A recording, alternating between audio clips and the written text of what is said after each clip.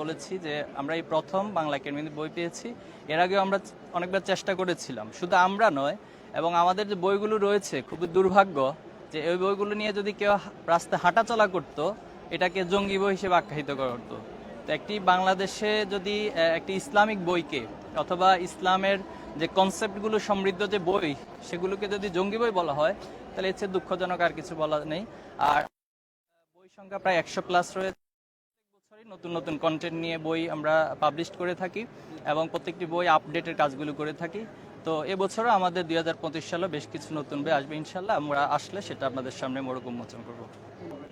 এটা ইসলামী ছাত্র শিবির যখন প্রতিষ্ঠিত হয়েছিল তখনই আমাদের এই আইসিএস পাবলিকেশনের যাত্রা শুরু হয়েছিল এবং সে অবধি আমাদের কার্যক্রমগুলো চলমান রয়েছে। তো আমাদের এবছর নতুন করে যে 36শে জুলাই এই কেন্দ্রে কিছু বইয়ের কাজ চলমান আছে। আমরা চেষ্টা করব বইমেলা চলমান থাকতে সে বইগুলো পাবলিশ করার ইনশাল্লাহ।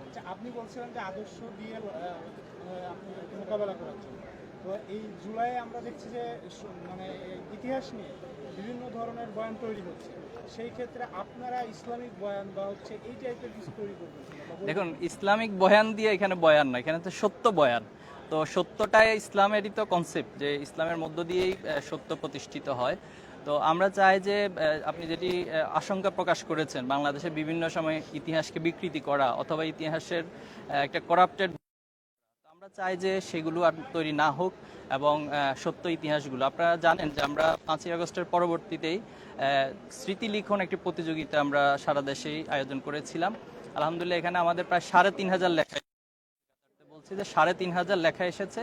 তা আমরা সেই লেখাগুলো বাছাই প্রক্রিয়া চলছে এবং এটার আনুষ্ঠানিক পুরস্কার বিতরণ প্রোগ্রাম আমরা করব এবং এরপর এই লেখাগুলো থেকে সংকলন এবং যেটি বই উপযোগী, সরাসরি পাবলিকেশন উপযোগী, সেগুলোকে আমরা প্রকাশ করব ধারাবাহিকভাবে ইনশাআল্লাহ। জঙ্গির একটা কথা বললেন জাহিদ ভাই, কিন্তু সেই জায়গায় আসলে ধরনের বই রয়েছে। আমরা তো বলেছি আমাদের এখানে শিশুতোষ থেকে শুরু করে এরপরে হচ্ছে ইসলামী অর্থনীতি, এরপরে ইসলামিক রাজনীতি, সমাজনীতি, এরপরে হচ্ছে ক্যারিয়ার রিলেটেড বই রয়েছে আমাদের এখানে সায়েন্স রিলেটেড বই রয়েছে, আমাদের সায়েন্স সিরিজের একটি সমৃদ্ধ ভাণ্ডার রয়েছে। অর্থাৎ এভরিথিং, স্বৈরাচারের বিরুদ্ধে সংগ্রাম করে মানুষদেরকে তার মুক্তি, তার বাক স্বাধীনতা অর্জন করতে হয়েছিল এবং সর্বশেষ 2024 সালে হয়েছে। আমরা সবগুলো ইতিহাসকে ইনশাল্লাহ কভার করবো। 24-এর বিষয়টা কি বিশেষভাবে তুলে আনা হয়েছে কিনা, যে এটা শিবির তো পেছন থেকে অনেক নিয়ে কাজ করছে, সেই বিষয়গুলো আসবে কিনা? পেছন থেকে না, শিবির পেছন থেকে, সামনে থেকে, মাঝখান থেকে, সকল দিক থেকে কাজ করেছে। তো সেই জায়গা থেকে আমরা চেষ্টা করছি যে বয়ানটুকু নিজেদের সততাকে রক্ষা করে এবং সবাইকে অন করে। আমি আমার শুরুতেই বলেছিলাম আমরা আসলে সবার বাংলাদেশ চাই।